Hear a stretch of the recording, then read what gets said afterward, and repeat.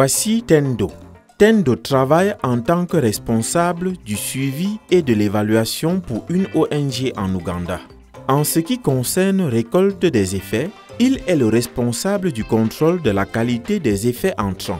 Comment Tendo est-il capable de faire cela? Tout d'abord, il lit les effets et les partage avec le personnel du projet.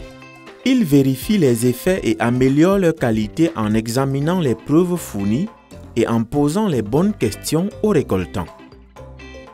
Cela peut représenter beaucoup de travail, surtout lorsqu'il y a des centaines d'effets à analyser.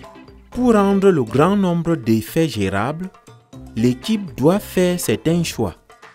Elle sélectionne les 20 effets les plus importants sur une période de 6 mois en fonction de ses propres critères.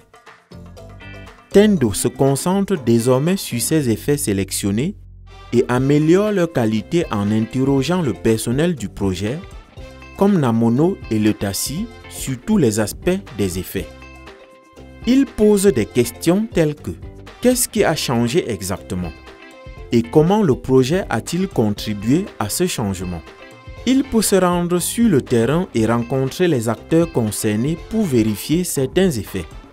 Il est important de conclure des accords clairs au sein de l'équipe pendant ce processus.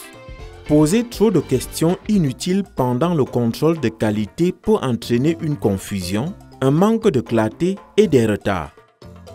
Et quel est le résultat de cette analyse? Des déclarations d'effets claires et complètes.